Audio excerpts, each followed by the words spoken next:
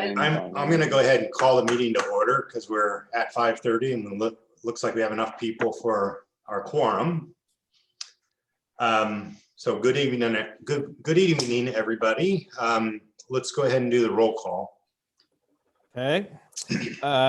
Stephanie Finley. Here. John Bridges. Here. Molly Olson. Here. Don Clements. Here. Joe Morlock. Here. Francisco Stoller. Here. Lonnie Parrish. Here. Josh Duder. And Cassandra Olvin. Present. You look very smart in your uniform. Why, thank you. I think it's the same uniform I usually wear, but we got new badges. So, and I just ran right before here. So I was trying to not be just sweating. So, but I didn't know that John would have me one-upped with the shiner. So yeah. I guess Awesome. Shown up sweating. I'll be the distraction. So before we get started, I wanted to let everybody know that Angel Aguilar had to resign. Both Doug and I have thanked him for his service. He's actually going to start a 3-year mission tour down in Colombia, down in South America. So he's transitioning out of his work job to get ready for that mission trip where both he and his wife are going to do that. Wow. Our Rotary Club has been working with a club down in Southern Colombia for about 10 years. So I've tried to connect him because he's going to be all over the country. But just want to let people know that he's not participating anymore. And then we don't have a consent calendar because we don't have the minutes yet. So we don't have to do anything there. Really, our job tonight is to essentially come up with the project list. And we've got refined documents that Doug sent out, or I think Sue maybe has sent them out. And what I'd like to do, just because I had the benefit of this already, is I'd like to have Doug run through, and/or Brett run through what has changed about this list. Because we talked about that, and I got the benefit of knowing how SDCs are treated in different ways within the list, and what got cut from the list, and how things are proposed to be pursued in terms of the things that I talked about, like grants, SDCs, and development agreements. So Doug, you want to kind of go through and give an explanation to the group about how this new project list got down to the number it's at. Thank you. So what we did is we took from our last meeting and went through your various comments and suggestions about projects that could be removed from the list, things to consider. Still focusing on the fact of infrastructure, in sub area A. So we kind of walked away with sub area A, sub area B, sub area C, D, E, F, G, and H, but playing off of industrial was important, and that hierarchy of moving down from the industrial is commercial, commercial mixed use, the vertical mixed use components, transportation infrastructure that needs to be served down into the riverfront area. Part of the comments were, well, maybe we don't need to address the issue of Hancock Street and the road diet. So we took that into consideration, went back to Brett and said, okay, with the feedback that we have, and I'll let him get into the details of the projects. But we said, what infrastructure projects are necessary to serve the infill development within the downtown area, which addresses that vertical mixed use component of that. I know there were some comments about, well, we had to cut $30 million out of the last list. But when the committee came and said that the growth rate would be at 6.5%, that meant project value of $61.9 million in 2020 dollar values. So we then went back to our consultant team and said, okay, now we need to address the issue of administration. How do we categorize that for the 2020? And so you see a number in there of 5.7. Need to make sure that everybody's clear is that the administration cost is still 9.93, but how they're going to do the math as they escalate this over the 30-year periods, that's a number we need to start with. We also talked with our consultants about bond costs, because urban renewal works by selling bonds. We go into debt. We always operate in debt up until the end of the plan. And so Nick provided me some numbers, which is in your material tonight, of that $500,000 as we're starting out in this. We also paid attention to your conversation about leveraging, what to do about SDCs and about grants. And so Brett and I went back and looked at all of the projects, what was SDC eligible, what was not eligible. And a lot of the stuff in Area A, not SDC eligible. Much of the stuff in Area B, not SDC eligible. We also paid attention saying, oh, we're only going to College Street with some infrastructure. Private development can take care of infrastructure down Waterfront Street. We looked at Area C as an example. And so we had the wastewater system, and we talked about that at the last meeting. And what we did there was say SDCs are by and large going to pay for that wastewater improvement, and then we backfilled it with urban renewal funds. And so Brett can get into some of the details on that. When we started going through all those numbers, and we went through several iterations, thank you, Brett, for being patient with me. We ended up with downtown First Street. We had a couple of parking lots in First Street. We had the intersection at College and Hancock. Blaine Street, though that was not necessarily a priority of the committee last time, we found that we had the resources to do that. Not all of it, but that's one of the main transportation corridors going down into the riverfront area. And then we looked at different pieces about SDCs. And I think what's important is to keep in mind that SDCs are based on a 20-year horizon program. The urban renewal program is based on a 30-year program, as you've discussed in your meetings. And so we look at the opportunity to leverage. So there may be projects where you see some urban renewal dollars allocated, but there's also SDCs. And so I think it's tantamount upon the urban renewal program to work with the city. Remember, there are two separate body politics here, city council and an urban renewal agency, as they go through and they're updating SDC methodologies and projects, is that the agency advocates for proportional share where applicable towards doing those infrastructure improvement projects.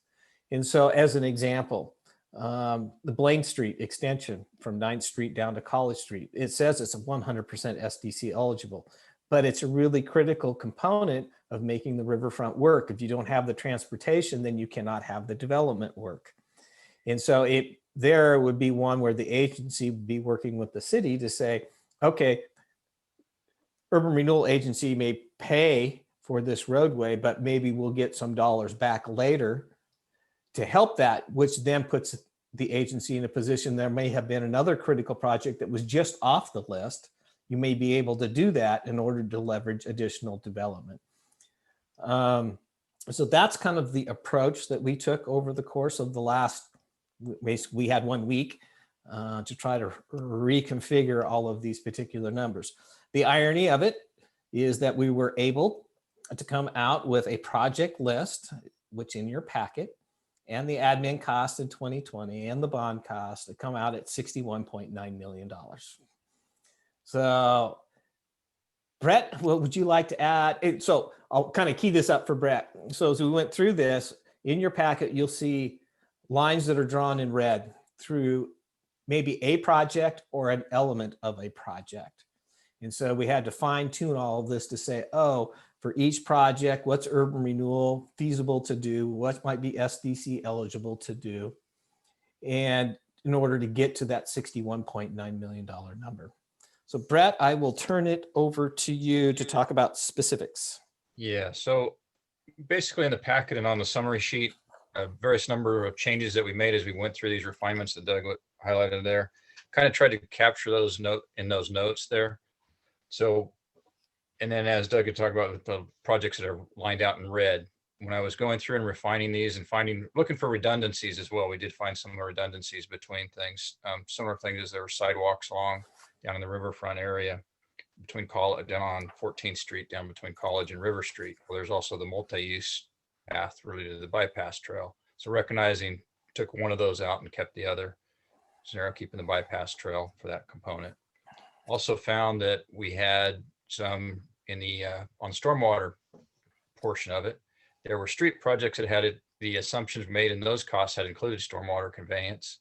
And in the transportation system plan projects that did show up there, the stormwater component was not there. So did some adjusting on making things fit where we landed with where we're at on projects. That's the big thing that on top piece of it. The other part of it is in the area with the down the riverfront for the riverfront lift station. The lift station itself with the gravity main or the force main and the gravity main, those really are a component of projects. So those we kept and kept those into the pieces for that project. And then on the water lines in the downtown area, really focused on making certain we were working on the older lines and lines that are undersized on that piece of it versus other items there. So just make certain it's as efficient use of the dollars as possible, lining up with those projects. So any questions on what's been on the changes or anything specific?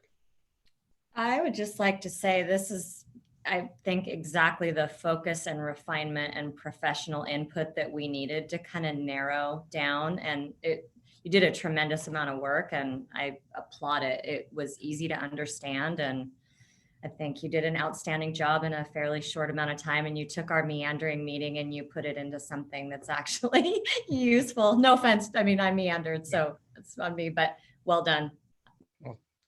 Dang it, Cassandra. I wanted to say the exact same thing. Thank you for all your hard work on this. Seriously, it's amazing. I want to third that since we've already had 2 comments. The attachment 1 I can live with. I thought it was very well put together. So any other comments or questions? Just, do you need a motion to accept or something like Well, that? I do in just a second. We're not quite there yet.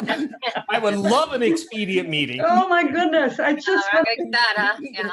when I heard this, I was like, oh, this is going to be short tonight. Definitely. I didn't want to jinx it. So I want to say something because I want it to get into the minutes and then to get into Stephanie's mind and all of our minds. And that is, I think staff did a great job. There's several places where they said, hey, we're going to change the cost of this project because 91% is SDCs, right? So they did that. Other places, what we are doing is, and we'll put this in the plan document, okay?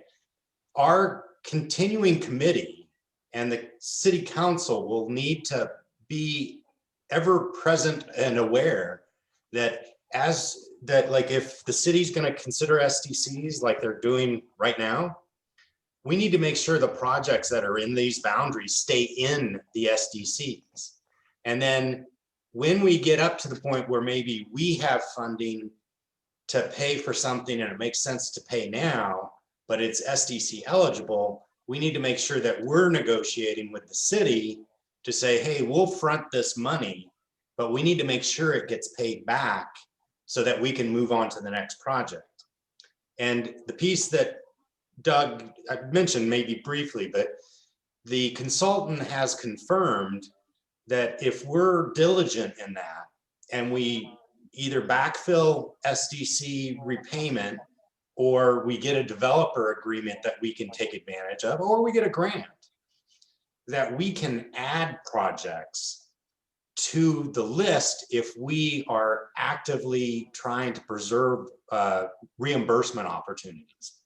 And so I think this is a fantastic list. And at some point soon, I'm going to ask to entertain a motion to approve this list as it's drafted, unless somebody wants to identify any amendments. But I certainly am in favor of as drafted. But I just want everybody to institutionally have the knowledge that to make it really work well, we all need to keep in mind that we need to preserve the projects on the SDC.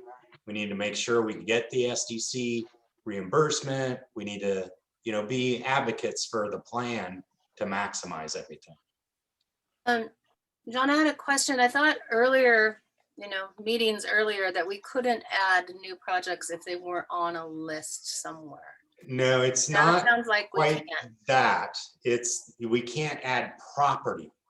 Oh, property. Okay. So we can add up to an additional 1% of property without doing anything major. Okay. Once you go more than 1% on the property, then you got to go through this whole process Yeah, no thanks. again. And so that's the distinction. Okay. If we are good with our budget, we can add sidewalks that we would have taken off the list. Sweet. That would be nice. Yeah.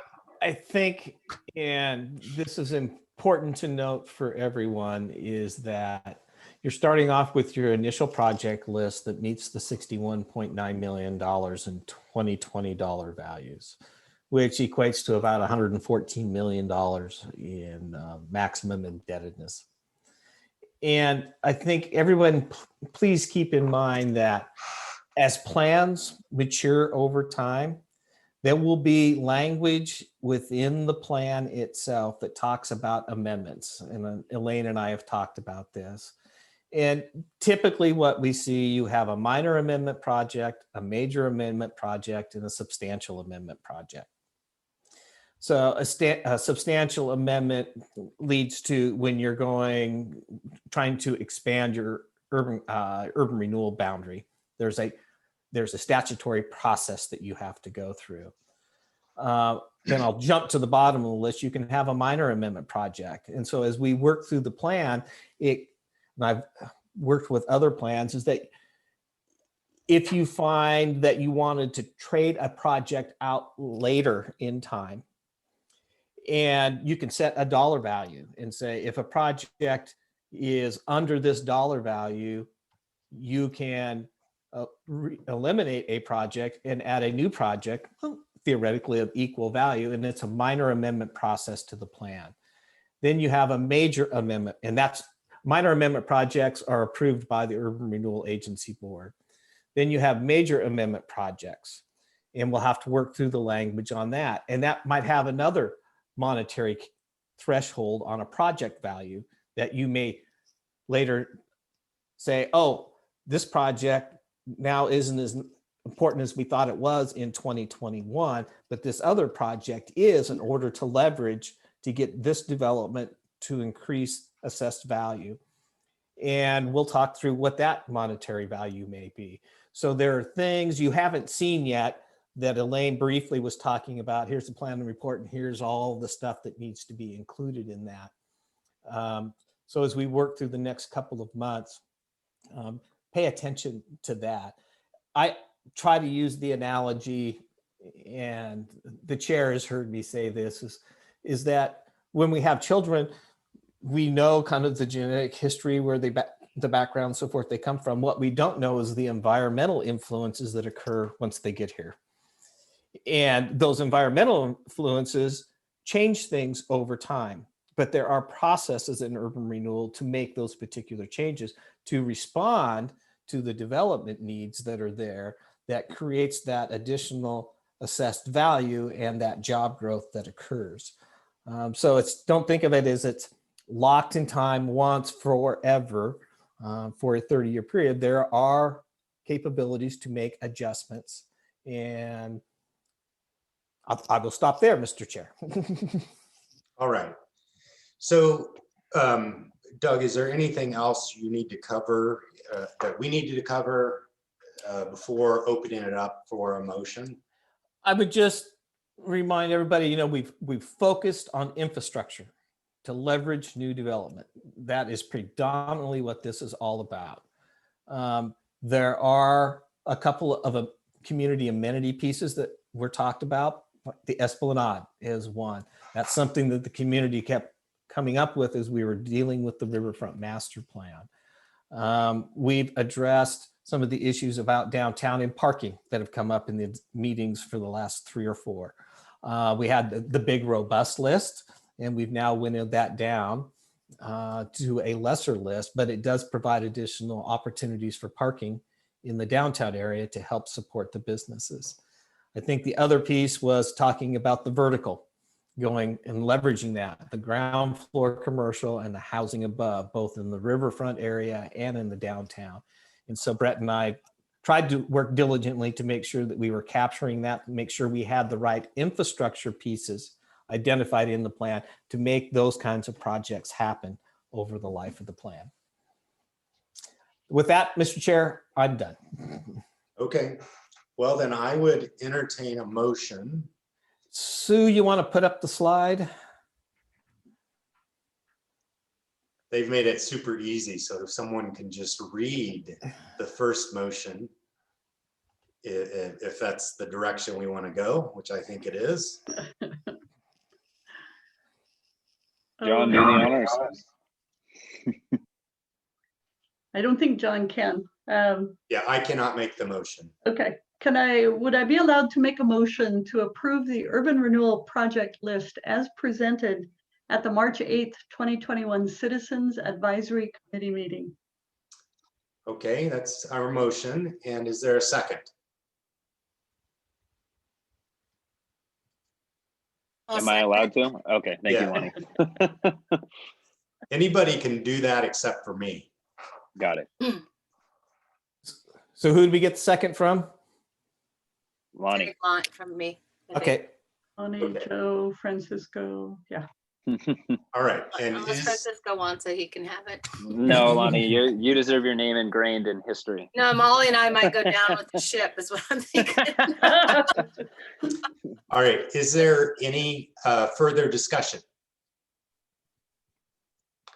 Hearing none, I'm going to go ahead and call the question. Do you want a roll call, Doug, or do you want just a voice vote?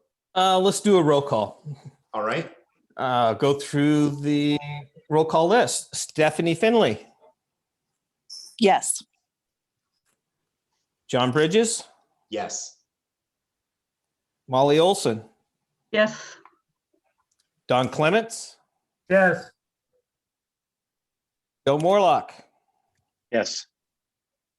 Francisco Stoller, Aye. Lonnie Parrish, Yes. Josh Duder, Yes. and Cassandra Olben. Like Franny, I say aye. We gotta bring that back. Yes, Thank you. well done. All right. Mr. Chair, we're on to public comments.